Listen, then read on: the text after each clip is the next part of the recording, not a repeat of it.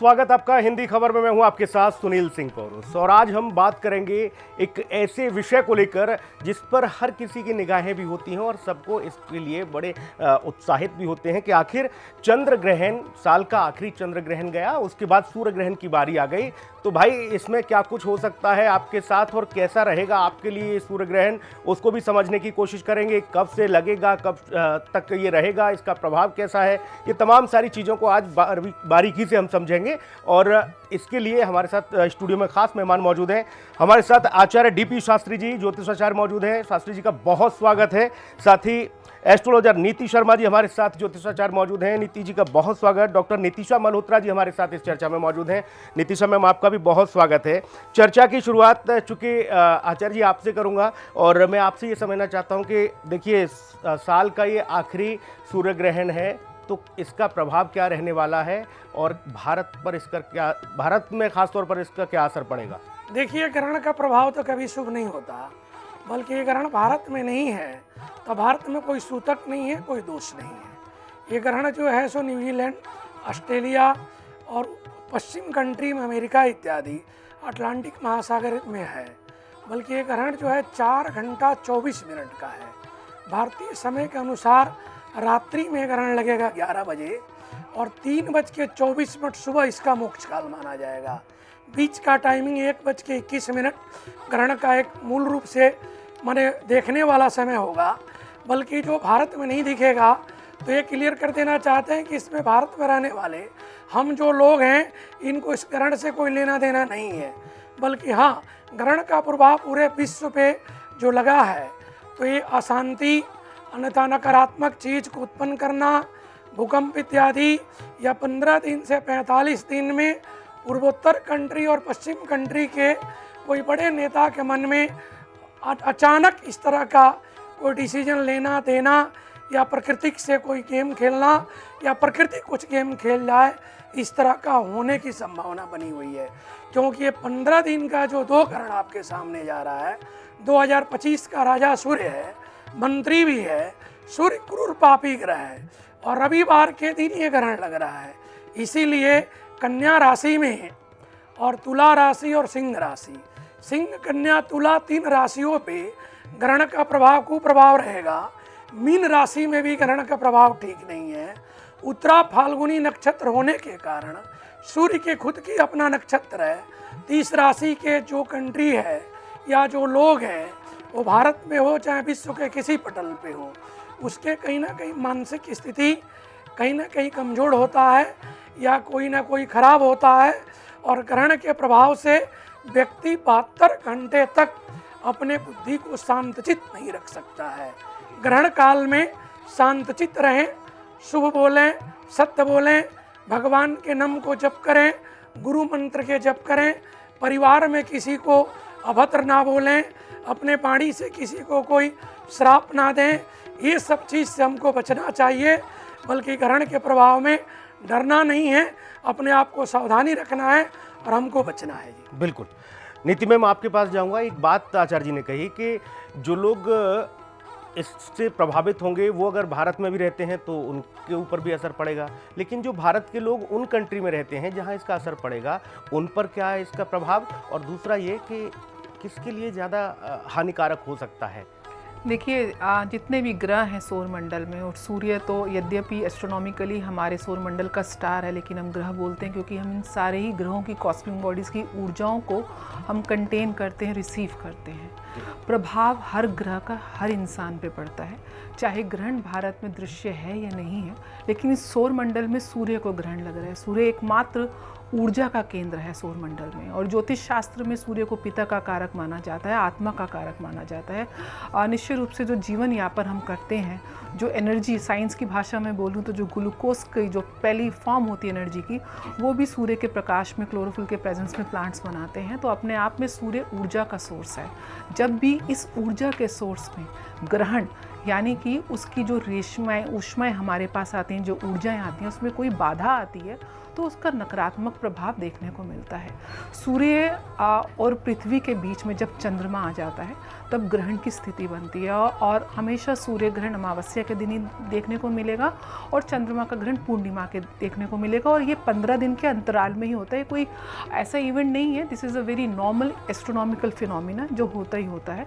और राहु केतु जिसको हम छाया ग्रह बोलते हैं और scientifically basically intersection mathematical point हैं चंद्रमा और पृथ्वी की ऑर्बिट के, वो और सूर्य चंद्रमा जब एक धुरी पे आते हैं तो ग्रहण की स्थिति मिलती है। इस बार जो ग्रहण है वो पार्शियल सोलर एक्लिप्स है, तो बहुत ज़्यादा भयावह नहीं है, लेकिन ये कन्या राशि में लग रहा है। साथ में कन्या राशि के स्वामी बुध उसके साथ गोचर कर रहे हैं, चंद्रमा साथ में है क्योंकि अमावस्या का चंद्रमा है, तो सूर्य चंद्रमा और बुध इस समय कन्या राशि में गोचर कर रहे होंगे और सामने बैठे होंगे सूर्य के पुत्र शनि, जो कहीं ना कहीं आपस में वैमनस्यता का भाव रखते हैं।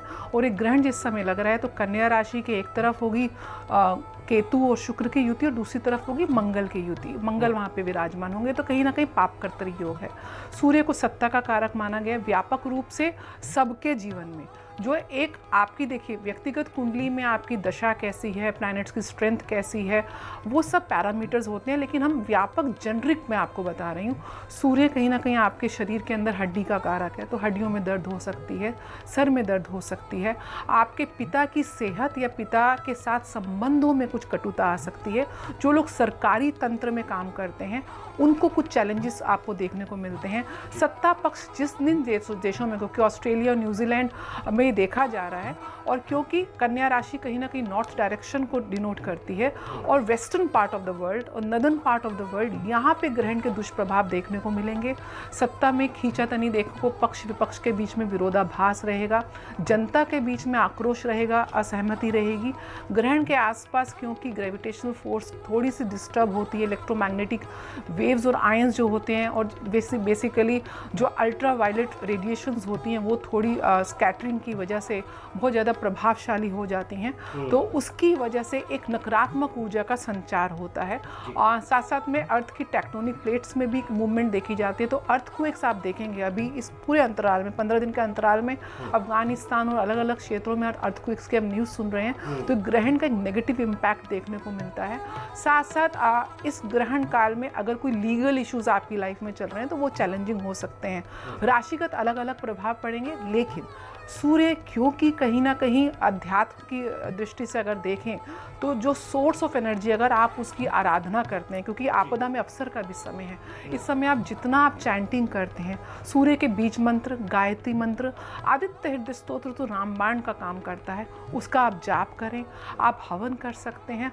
राहु केतु की वजह से ग्रहण की स्थिति बनती है, तो राहु केतु के बीज मंत्रों का आप जाप करें और ग्रहण से पहले आप दान की जो सफ़ेद चीज़ें जैसे कि आटा है, चावल है, चीनी है, किसी आश्रम में या किसी ऐसे मंदिर में जो भगवान श्री राम को, क्योंकि सूर्यवंशी हैं भगवान राम, तो राम मंदिर में जाके आप दान का सम्मान, आप पुजारियों को दान करें, जो नीडी लोग हैं उनको आप भोजन कराएं, चैंटिंग करें। और इस समय अगर आपने कोई गुरु मंत्र ले रखा है, ये साधना का भी समय है।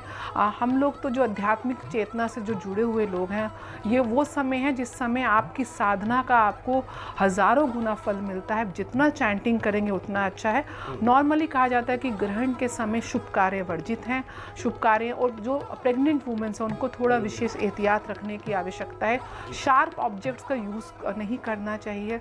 हो सके तो इस पर्टिकुलर काल में आप ट्रैवलिंग ना करें, लेकिन अगर ज़रूरी है, काम है या जल ग्रहण करते हैं, भोजन ग्रहण करते हैं, उसमें आप तुलसी ड्रॉप्स या तुलसी के पत्ते डाल दीजिए, क्योंकि उनमें एंटीबैक्टीरियल प्रॉपर्टीज़ होती हैं।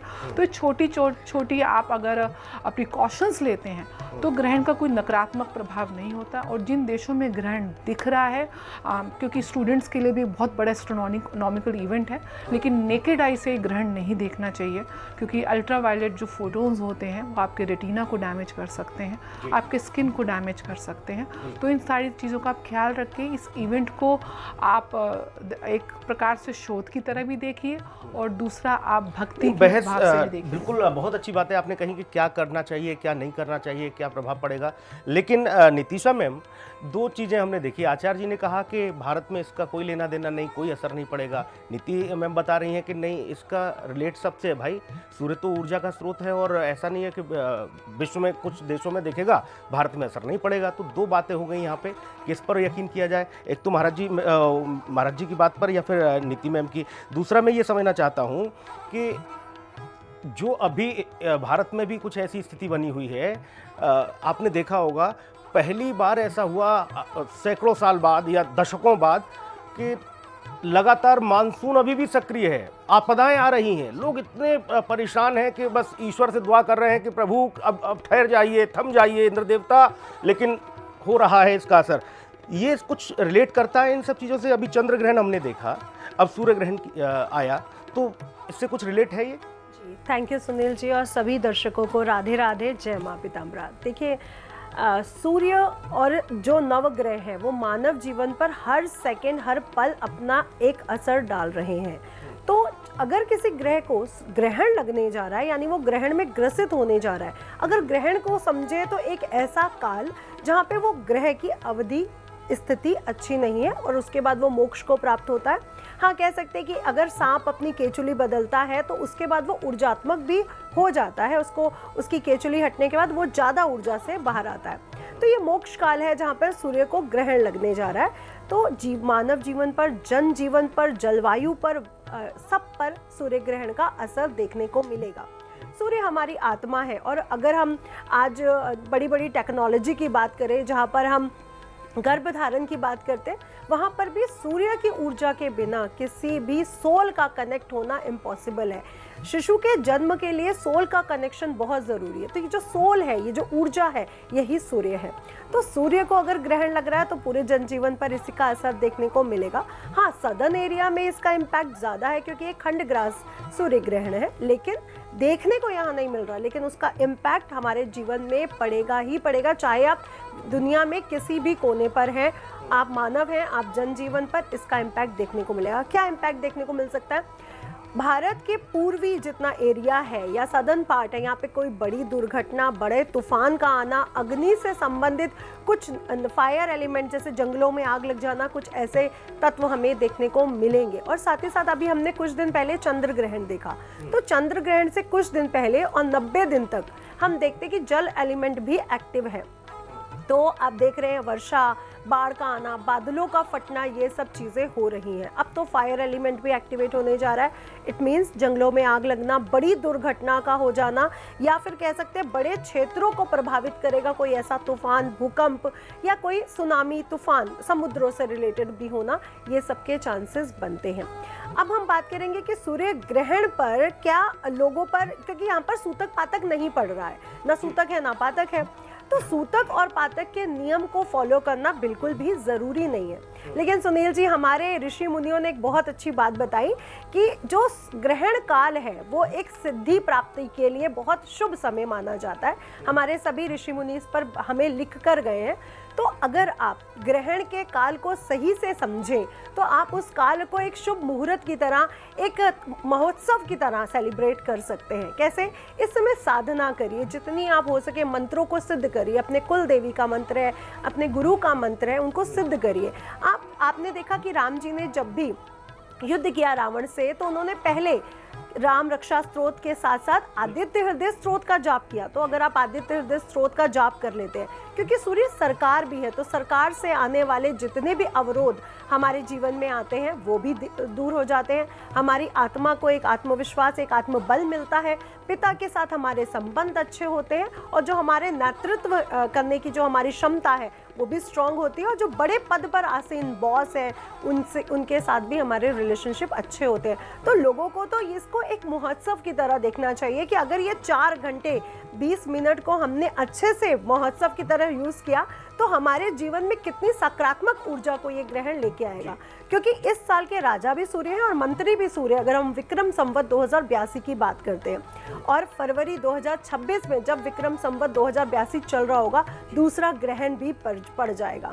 तो ये सूर्य ग्रहण का पूरा महोत्सव की तरह मनाइए, डरने की कोई ज़रूरत नहीं है। लेकिन हाँ, मंदिरों में या मूर्ति को स्पर्श मत कीजिए। और जो गर्भवती महिलाएं हैं वो अपना विशेष ध्यान रखें। इसमें कुशा का तुलसी का, गंगा जल का बहुत महत्व है, इसका इस्तेमाल करना बिल्कुल भी ना भूलें। जी, आचार्य जी आपके पास आऊँगा और आपके पास आते हुए मैं ये समझूंगा, क्योंकि देखिए इस ग्रहण का जो वक्त है वो रात के समय है, यानी कि रात में हमारे यहाँ तो भाई चंद्रमा रहते हैं, सूर्य तो रहते नहीं हैं, इसलिए भी ये कहा जाता है। और हमारे यहाँ एक मुहूर्त होता है कि भाई शाम के संध्या की आरती के बाद, बाकी सारी चीज़ों के बाद हमारे देवी देवताओं के मंदिरों के पट बंद हो जाते हैं, सारी चीज़ें हमारी सुबह ब्रह्म मुहूर्त में फिर शुरू होती हैं। तो एक तो वो व्यवस्था कि भाई मंदिरों के सूतक लगे भी या नहीं भी लगे तब भी हमारे पट बंद रहते हैं, वो समय ऐसा है। दूसरा मैं ये समझना चाहता हूँ कि जो बात अभी कही, मैं लगातार ये देख रहा हूँ कि देश ही नहीं दुनिया भर में कुछ राजनीतिक उथल पुथल का कारण और भागदौड़ भरी इस जिंदगी में हर आदमी ये कहता है हम तो कर्म योगी हैं भाई,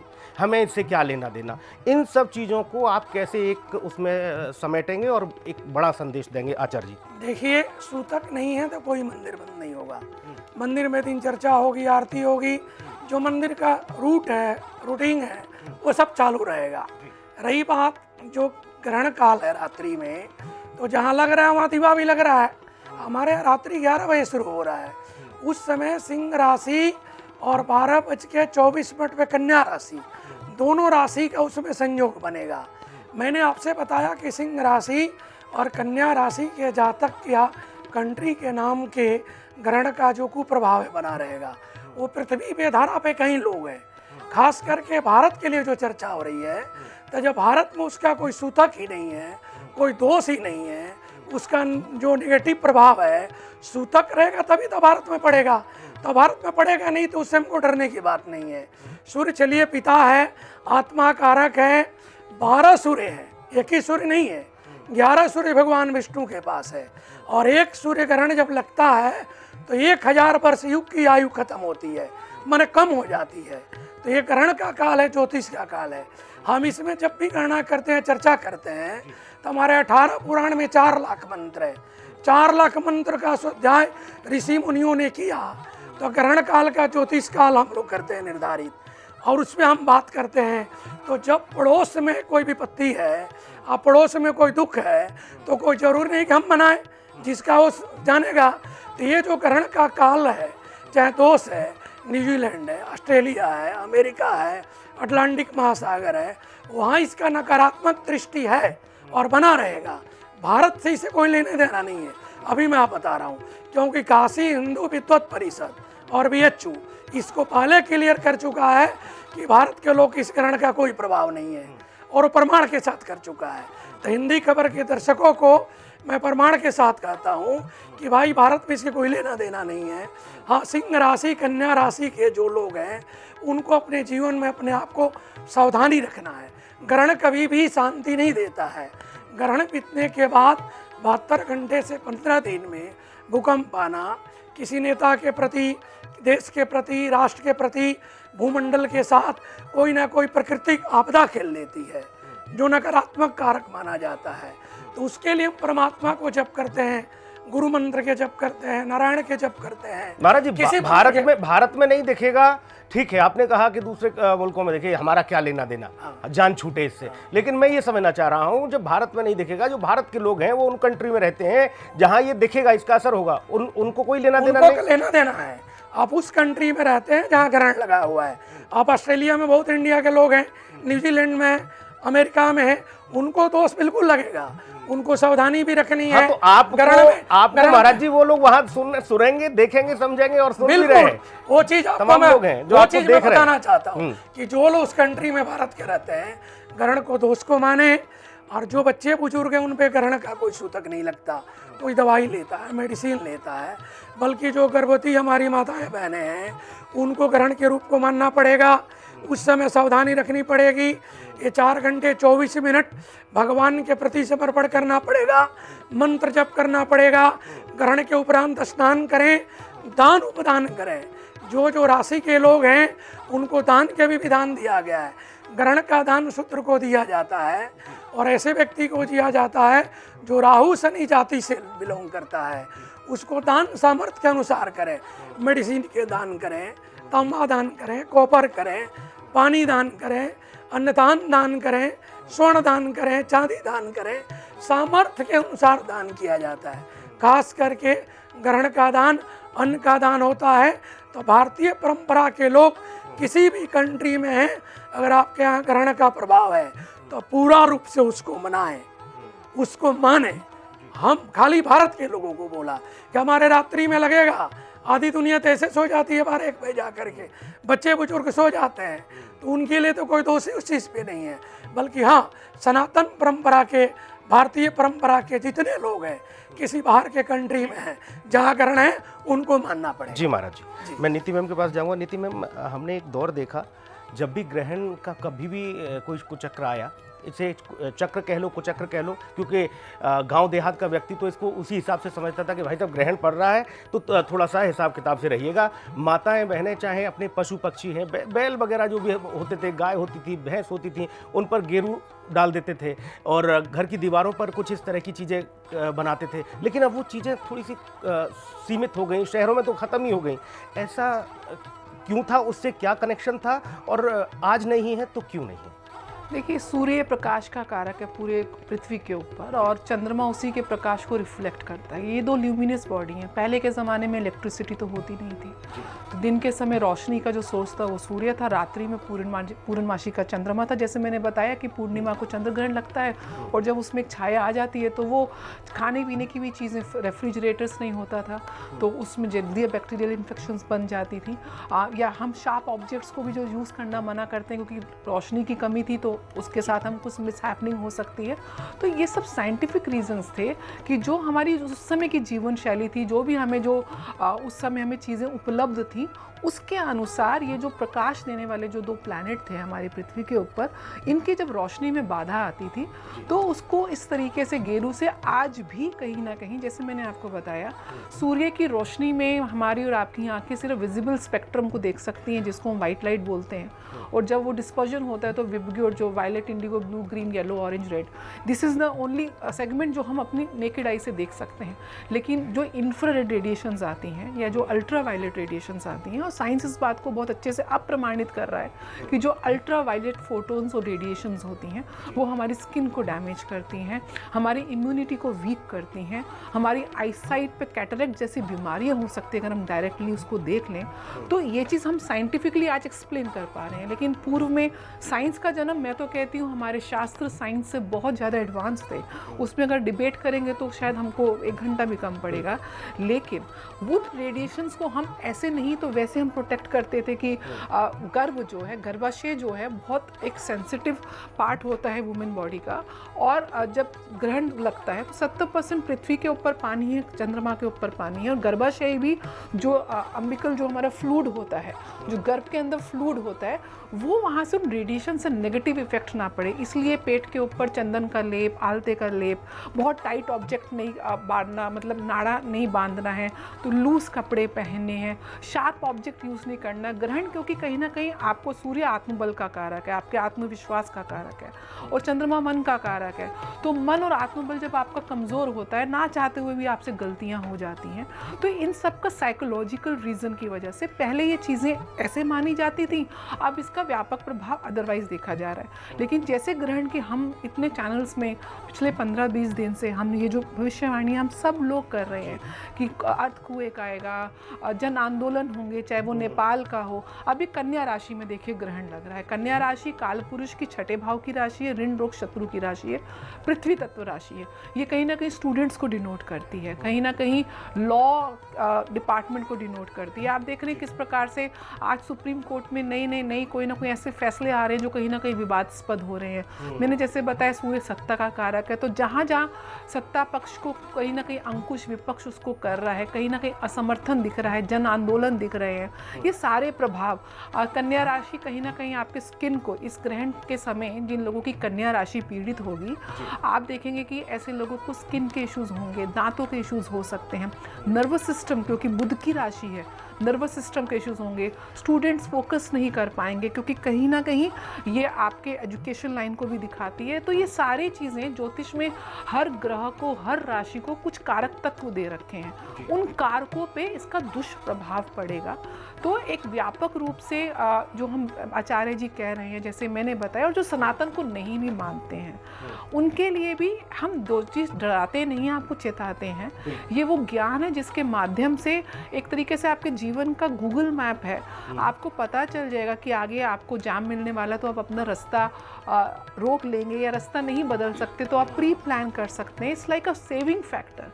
लेकिन ये भी सत्य है, अगर आपकी दशाएं मृत्यु तुल्य कष्ट अगर आपको लिखा है तो कष्ट होगा, लेकिन मृत्यु नहीं आपकी निर्धारित है। तो आप उस कष्ट को छोटे छोटे उपायों से आप उनकी जो इफेक्ट है उसकी फ्रिक्वेंसी को कम कर सकते हो। तो आप जितना दान पुण्य और जाप करें आपके लिए अच्छा है। थोड़ा सा आत्मबल गिर सकता है, पिता की सेहत, जो आपसे उम्र दराज हैं, पिता तुल्य व्यक्ति हैं, उनका आप सम्मान करिए। सबसे पहले तो संस्कार घरों से प्रारंभ होते हैं। सूर्य देव की उपासना करिए। हमारे शास्त्रों में तो सूर्य को अर्घ देने की परंपरा है।